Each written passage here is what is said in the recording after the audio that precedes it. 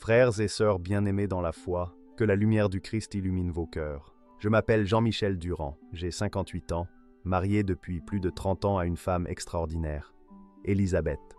Nous avons 2 enfants adultes qui marchent aujourd'hui, chacun à leur manière, sur le chemin de Dieu. Je suis pasteur protestant dans le sud de la France, et si je vous parle aujourd'hui, ce n'est pas seulement en tant qu'homme d'église, mais comme un homme qui a vu la mort, et qui, au seuil du néant, a entendu un souffle qui n'était pas de ce monde. Avant ce jour-là, ma vie était réglée comme un culte du dimanche. Prédication, visite pastorale, préparation des sermons, réunions. Tout semblait solide. Ma foi était structurée, mais peut-être trop intellectuelle. Je croyais en Dieu de la tête, mais pas toujours du cœur. Puis, il y eut l'accident. Une moto, une route de montagne, une pluie soudaine. Et surtout, cette présence lumineuse que je n'aurais jamais imaginée, celle de Notre-Dame de Fatima. Je sais, cela peut surprendre certains d'entre vous. Un pasteur protestant, évoquant une apparition mariale.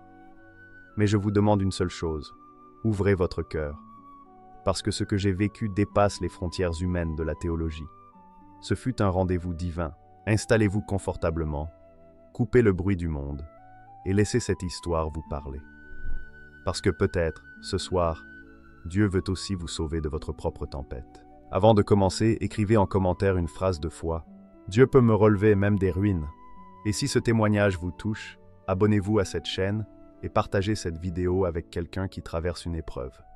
Dites-nous aussi d'où vous regardez cette vidéo, que la foi se répande d'un pays à l'autre, comme un feu de réveil spirituel. Ce que j'ai vécu ce jour-là ne fut pas un simple accident. Ce fut une rencontre surnaturelle. Et à travers 5 signes précis, Dieu m'a montré qu'il n'avait jamais cessé de me poursuivre, même sur cette route où tout semblait perdu. Premier signe, la route de la tempête, quand Dieu fait tomber les certitudes. La route brillait sous le soleil de fin d'après-midi, ce genre de lumière dorée qui donne l'impression que tout est sous contrôle.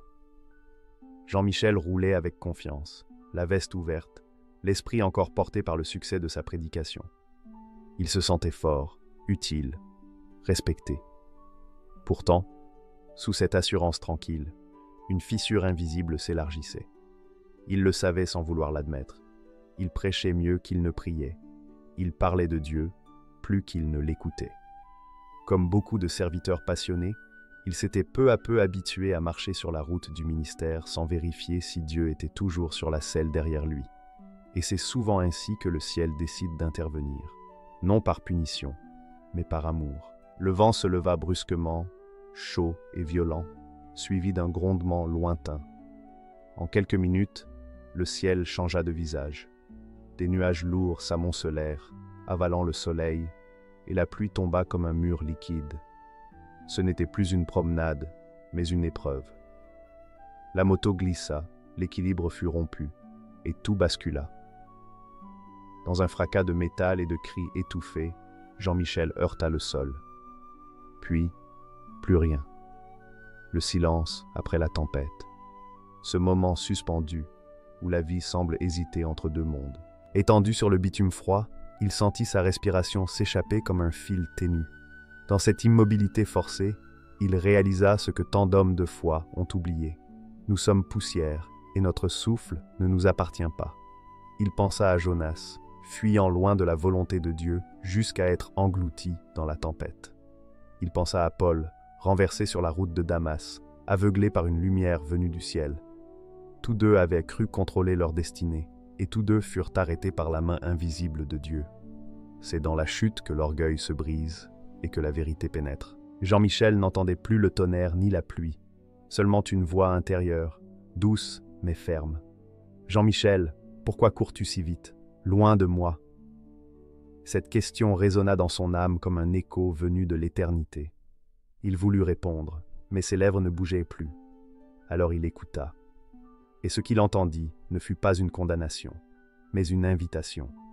Celle du Dieu qui renverse pour reconstruire, qui fait trembler nos certitudes pour fortifier notre foi. Le verset de 2 Corinthiens 12, 9 lui revint plus tard, lorsqu'il se souvint de cette scène. Il me dit, « Ma grâce te suffit, car ma puissance s'accomplit dans la faiblesse. » Cette parole devint sa clé d'interprétation, car la route mouillée n'était pas un hasard, elle était une parabole vivante. Dieu voulait lui montrer que sa force spirituelle, aussi brillante soit-elle, n'était rien sans la dépendance totale au Seigneur. Comme Pierre marchant sur l'eau, Jean-Michel avait commencé dans la foi, mais s'était mis à regarder le vent. Et il avait sombré. Dans cette chute, il y eut pourtant un commencement. La route n'était plus simplement un lieu d'accident, mais un autel invisible où Dieu parlait à son enfant. Peut-être que toi aussi, ta vie ressemble à cette route glissante. Peut-être que tout ce que tu croyais solide s'effondre. Mais souviens-toi de Job, dépouillé de tout, disant encore « L'Éternel a donné, l'Éternel a repris, que le nom de l'Éternel soit béni. » Job 1, 21. C'est dans le chaos que Dieu prépare la renaissance. Le tonnerre s'était éloigné, mais dans son cœur, une autre tempête commençait, celle du réveil intérieur. Ce jour-là, Jean-Michel apprit que le véritable ministère ne commence pas derrière une chaire, mais au sol, brisé, dans la poussière, là où l'on découvre que la grâce est plus solide que la route. Deuxième signe, la lumière dans l'obscurité, l'apparition inexpliquée. Tout d'abord, il y eut la douleur, sourde, étouffée, battant dans sa tête comme un tambour lointain. Puis le froid de la pluie sur son visage, le goût du sang sur ses lèvres. Jean-Michel tenta d'ouvrir les yeux, mais le monde autour de lui n'était plus qu'un brouillard mouvant, une frontière fragile entre la vie et la mort. Le ciel avait la couleur de l'acier, la route semblait se dissoudre dans l'eau, et pourtant, au-dessus de cette obscurité, il perçut une lumière. Pas un éclat violent, mais une clarté douce, presque vivante. Elle descendait lentement vers lui, comme un voile de paix sur un champ de bataille. Il pensa d'abord qu'il rêvait, ou que c'était simplement le dernier éclat de sa conscience, avant de s'éteindre. Mais cette lumière n'avait rien de terrestre. Elle ne blessait pas les yeux, elle guérissait le regard. Il distingua alors la forme d'une femme. Son vêtement semblait tissé de la lumière elle-même, un blanc pur, impossible à décrire. Elle ne marchait pas, elle glissait doucement, et autour d'elle, la pluie cessait de tomber, comme si la création entière s'inclinait devant sa présence. Son visage rayonnait d'une paix que Jean-Michel n'avait jamais vue chez aucun être humain. Pas une paix conquise, mais une paix offerte. Il voulut parler, mais sa gorge resta sèche. Pourtant, la communication se fit autrement. Ce fut comme si son âme entendait sans ses oreilles. La femme leva la main, et la pluie suspendue scintilla autour d'eux, formant une coupole de silence. Alors une voix résonna, profonde, maternelle, d'une douceur qui désarma toute peur. « Ne crains pas, je suis venu parce que ton cœur cherche encore la vérité. » Ces mots pénétrèrent jusqu'à la moelle de son être. Il sentit ses larmes se mêler à la pluie. Toute sa vie, il avait cherché Dieu dans les textes, dans les sermons, dans les débats théologiques. Mais jamais il n'avait rencontré un regard capable de le traverser ainsi. Il comprit soudain que la vérité n'était pas seulement une doctrine à défendre, mais un visage à rencontrer. Plus tard, lorsqu'il put se relever et se souvenir, il reconnut cette figure. Sur une image qu'un fidèle lui montra un jour, il revit cette lumière, ce voile, ce regard. C'était Notre-Dame de Fatima. Il resta longtemps silencieux devant cette révélation, incapable de concilier ce qu'il avait vécu avec son éducation protestante. Pourtant, au fond de lui, une certitude s'imposait. Dieu avait choisi cette forme pour le toucher là où ses raisonnements ne pouvaient plus atteindre. Le verset de 2 Corinthiens 4, 6 devint pour lui une clé. Car Dieu qui a dit « La lumière brillera du sein des ténèbres » a fait briller la lumière dans nos cœurs. Cette lumière n'était pas celle d'une religion, mais celle du Créateur lui-même, venu illuminer l'endroit le plus obscur de son âme, sa propre suffisance spirituelle. Il pensa à Moïse, devant le buisson ardent. Le prophète aussi avait été surpris par un feu qui brûlait sans consumère. Ce feu ne venait pas pour détruire, mais pour révéler. Moïse, comme lui, avait été attiré non par la puissance, mais par le mystère. Et c'est dans cette curiosité sacrée que Dieu lui parla. Jean-Michel comprit que le même Dieu parlait encore aujourd'hui, mais que nous avions oublié d'écouter. Il se souvint aussi d'Élie sur la montagne, attendant Dieu dans le tonnerre, dans le vent, dans le feu, avant d'entendre sa voix dans un souffle léger. 1 Roi 19, 11, 12. Ce jour-là, il sut que Dieu ne se manifeste pas toujours dans le spectaculaire, mais dans la tendresse. Il n'avait pas été visité pour être jugé, mais pour être consolé. Comme une mère relevant son enfant tombé, Dieu s'était approché de lui sous une forme que son cœur pouvait comprendre. Et toi, qui écoutes ces mots, peut-être que tu traverses aussi une obscurité. Peut-être que la pluie de la douleur t'empêche de voir la lumière. Mais souviens-toi, la même voix qui a parlé à Jean-Michel murmure encore dans ton silence. Elle te dit, à toi aussi, ne crains pas. Car lorsque la nuit devient trop dense, c'est là que la lumière du ciel choisit d'apparaître. Troisième signe, le souffle qui réanime, la prière entre la vie et la mort. Le monde était silencieux. Plus de pluie, plus de vent, seulement un vide immense, comme si la création entière retenait son souffle. Jean-Michel gisait là, immobile, entre la terre et le ciel, entre ce qui fut et ce qui allait être. Ses paupières étaient closes, mais son âme restait éveillée. Il n'avait plus la force d'appeler, ni même de prier. Pourtant, dans cet espace suspendu où tout semblait s'éteindre, il sentit quelque chose s'approcher. Une présence invisible, douce comme la brise du matin, mais puissante comme un ouragan contenu. Ce n'était pas une voix d'homme, ni le bruit d'un secours terrestre. C'était un souffle, chaud, vivant, pénétrant jusqu'à ses poumons épuisés. Il crut d'abord à une hallucination, mais ce souffle n'avait rien d'ordinaire. Il portait une paix qu'aucune médecine ne peut offrir. Puis, dans les profondeurs de son être, il entendit des mots, clairs et irrésistibles. « Respire, car le Seigneur n'en a pas fini avec toi. » Ce n'était pas une pensée, c'était une injonction divine. Le souffle entra plus profondément, son cœur repartit, et le battement devint prière. Chaque inspiration était un miracle, chaque expiration une confession silencieuse. Ce moment le ramena directement au premier chapitre de la Genèse. Il revit Adam, formé de la poussière, inerte jusqu'à ce que Dieu souffle dans ses narines un souffle de vie. Genèse 2:7. Ce jour-là, Jean-Michel comprit que ce souffle n'avait jamais cessé de parcourir le monde. Ce n'était pas un acte ancien, mais une réalité continue. Dieu souffle encore, aujourd'hui, sur ceux qui ont cessé d'espérer. Comme au temps du prophète Ézéchiel, dans la vallée des ossements desséchés, où le Seigneur demande « Fils de l'homme, ces os pourront-ils revivre ?» Ézéchiel 37:3. Et lorsque le prophète prophétise, le vent se lève, les eaux s'assemblent, et la vie revient. C'est ce même vent, ce ruach, l'Esprit de Dieu, que Jean-Michel sentit entrer en lui sur cette route mouillée. Il pensa aussi à Jonas, englouti par les flots, priant du ventre du poisson. Quand mon âme défaillait en moi, je me suis souvenu de l'Éternel. Jonas 2:7. À chaque époque, Dieu ramène à la vie ceux qu'il a choisis, non pas parce qu'ils sont dignes, mais parce que sa grâce refuse de les abandonner. Jean-Michel, tout comme Jonas, tout comme Lazare, n'était pas revenu par mérite. Il était revenu par mission. Le verset de Jean 3:8 s'imposa alors comme une révélation. Le vent souffle où il veut, et tu en entends le bruit, mais tu ne sais d'où il vient, ni où il va. Il en est ainsi de tout homme qui est né de l'Esprit. Ce souffle n'était pas une brise physique, c'était l'Esprit même du Dieu vivant, venu raviver ce qu'il croyait mort en lui. Il ne pouvait ni l'expliquer, ni le comprendre.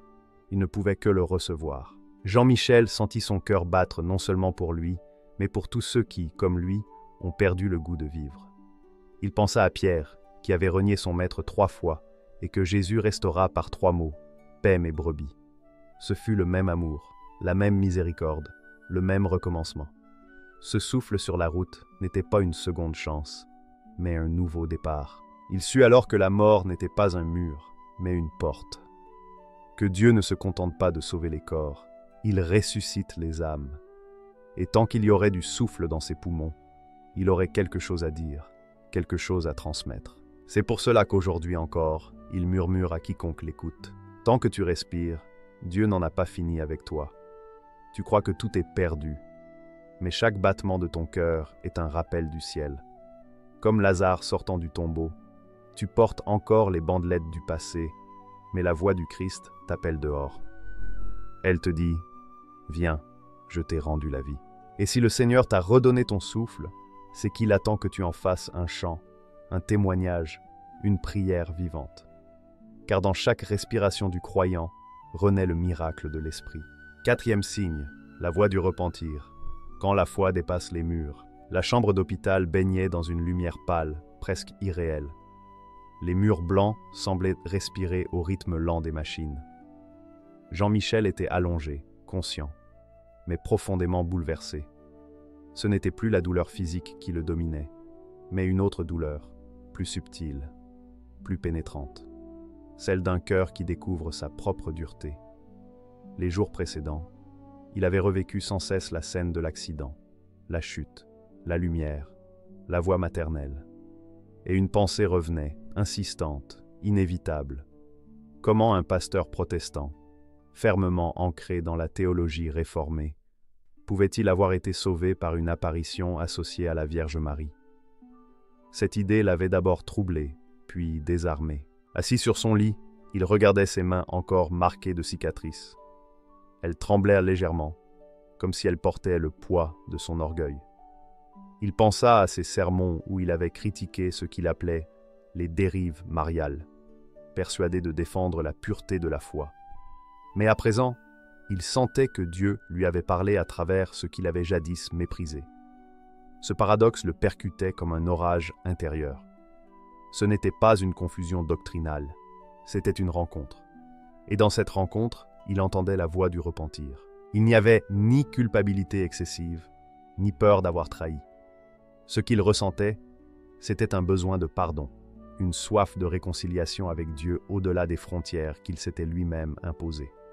Il ouvrit la Bible posée sur la table de chevet, et ses yeux tombèrent directement sur ce verset. « Bienheureux les cœurs purs, car ils verront Dieu. » Matthieu 5,8. Ce fut comme une décharge électrique traversant son être. Ce passage, qu'il avait lu des centaines de fois, prenait soudain un sens brûlant. La pureté dont Jésus parlait n'était pas celle de la doctrine, mais celle de l'intention. Voir Dieu ne dépendait pas de la couleur du drapeau religieux, mais de la transparence du cœur. Alors, il pleura. Pas les larmes de la douleur, mais celles de la délivrance. Il comprit que le repentir n'est pas seulement le regret du mal commis, mais l'abandon de l'orgueil spirituel.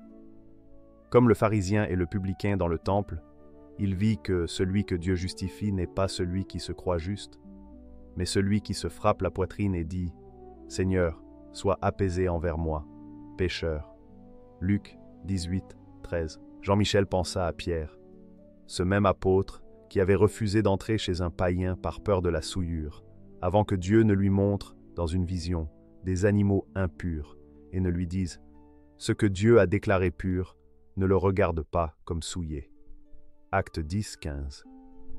C'est alors que Pierre comprit. Dieu ne fait pas de favoritisme. Il accorde son esprit à ceux qui le cherchent sincèrement, quelle que soit leur origine.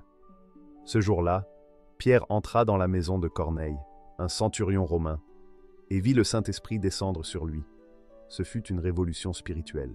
De la même manière, Jean-Michel, allongé dans ce lit, comprit que sa foi devait traverser les murs de sa tradition. Non pour renier ce qu'il croyait, mais pour élargir sa vision de Dieu. Il comprit que la foi n'est pas une forteresse à défendre, mais un pont à construire. Dieu agit là où on le laisse agir, dans les monastères et les rues, dans les temples et les maisons, dans les visions et les silences. Il pensa à Paul, autrefois persécuteur des disciples, transformé en apôtre après avoir été renversé par la lumière. L'homme de la loi devint l'homme de la grâce. Et Jean-Michel sentit la même conversion intérieure. Il n'était plus seulement un pasteur, il était un fils pardonné. Il n'avait plus besoin de défendre Dieu, il avait seulement besoin de l'aimer. La voix du repentir ne criait pas, elle murmurait, elle disait « Laisse tomber les armes de ta théologie, approche-toi de moi sans titre, sans justification, sans mur. » Il comprit que ce que Dieu voulait, ce n'était pas qu'il change d'étiquette, mais qu'il ouvre son cœur. Et ce soir-là, dans cette chambre d'hôpital, il fit la prière la plus simple et la plus vraie de sa vie. « Seigneur, je ne sais pas comment tu as fait, ni pourquoi tu as choisi ce chemin, mais tu m'as trouvé, et c'est assez. » À cet instant, une paix nouvelle s'installa, une paix qui dépassait la compréhension. Ce fut le commencement d'une foi plus vaste, plus lumineuse, où les murs n'étaient plus des frontières, mais des ombres appelées à tomber sous la lumière de Dieu. Cinquième signe, le miracle visible, le médecin qui n'y crut pas. Lorsque Jean-Michel ouvrit les yeux pour la première fois après l'accident, la lumière du néon lui parut presque aussi aveuglante que celle qu'il avait vue sur la route. Le bourdonnement des machines, les pas pressés du personnel, le parfum d'antiseptique, tout semblait étrangement irréel. Il tenta de bouger un bras, puis l'autre, et la douleur lui rappela aussitôt que son corps n'était plus le même. Pourtant, il était en vie, vivant là où tout indiquait la mort. Ce fut le docteur Leblanc, un homme au visage sérieux, aux gestes précis, qui entra dans la chambre et prononça ces mots qui allaient marquer à jamais leurs deux existences.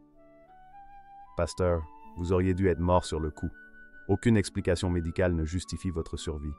C'est comme si quelqu'un avait protégé chaque organe au millimètre près. » Jean-Michel esquissa un faible sourire et murmura « Oui, docteur, quelqu'un l'a fait. » Le médecin ne répondit pas. Son regard trahissait un mélange d'admiration et d'incrédulité. Il n'était pas homme à croire au miracle.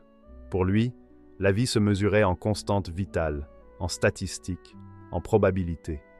Mais face à ce patient dont le corps avait défié toutes les lois de la médecine, une faille s'ouvrit dans son raisonnement. Il n'y avait rien à redire. Les radios montrèrent des fractures, mais aucune lésion vitale. Les organes intacts, le cerveau sans dommage. C'était comme si une main invisible avait guidé chaque impact.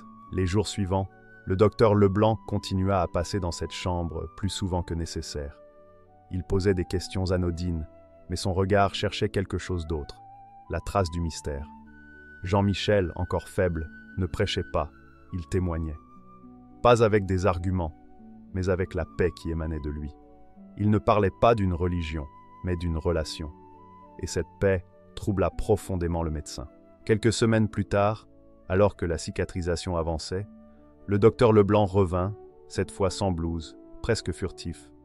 Il ferma la porte et dit simplement « Pasteur, depuis votre accident, je prie le soir.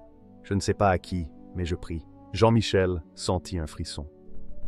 Il venait d'assister à un autre miracle, celui d'un cœur incrédule qui s'ouvrait au mystère.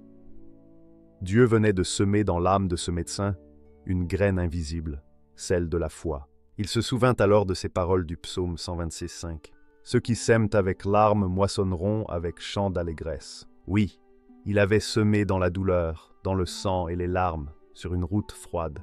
Mais voici que Dieu faisait déjà pousser les premiers fruits, là où nul ne l'aurait attendu, dans le cœur d'un homme de science. Jean-Michel pensa à Joseph en Égypte, jeté dans un puits, vendu comme esclave, puis emprisonné à tort.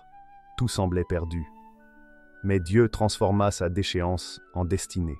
« Vous aviez projeté de me faire du mal, dit Joseph à ses frères.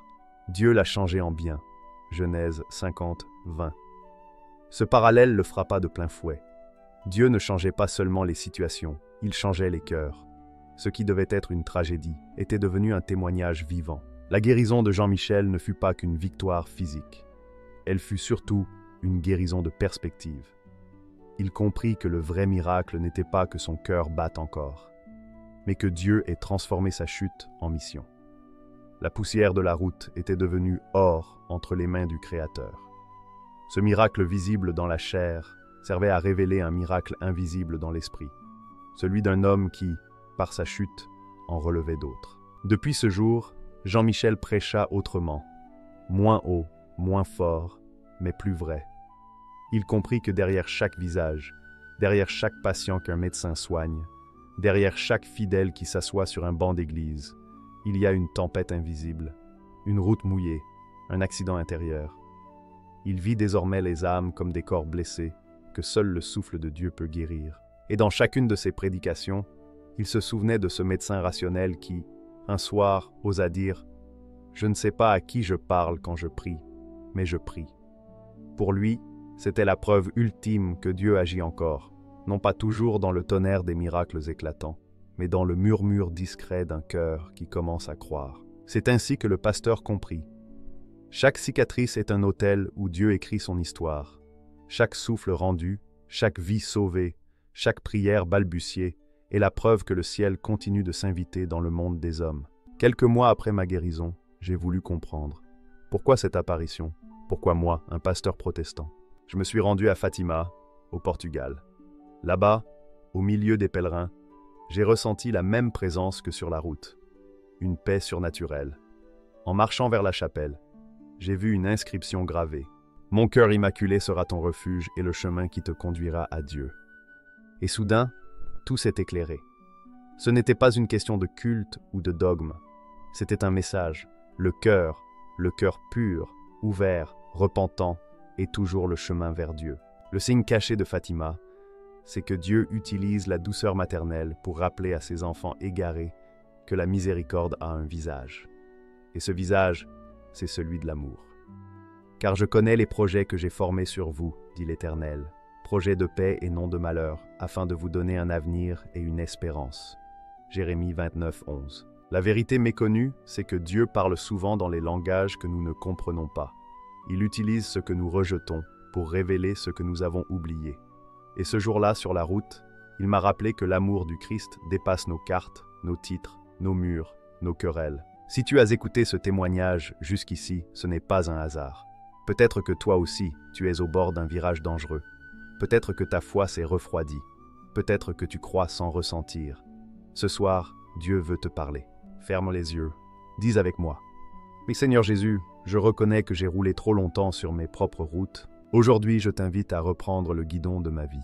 Pardonne mes orgueils, guéris mes blessures, éclaire mes ténèbres. Je reçois ton souffle, ta lumière et ta paix. Et si tu veux m'utiliser, comme tu as utilisé ce témoignage, fais de moi ton témoin vivant. Je crois que rien n'est impossible à ton amour. Au nom du Père, du Fils et du Saint-Esprit. Amen. Frères et sœurs, souvenez-vous, ce n'est pas la religion qui sauve, c'est la rencontre. Ce n'est pas la perfection qui attire Dieu, c'est la sincérité du cœur. Et si un jour, vous entendez aussi une voix douce dans la tempête vous dire « Ne crains pas, je suis là », sachez que le ciel vient de se pencher sur vous. Partagez ce témoignage à une personne qui traverse une épreuve. Abonnez-vous pour d'autres récits de foi réels. Et dites en commentaire « Seigneur, fais de ma vie un signe de ton amour ».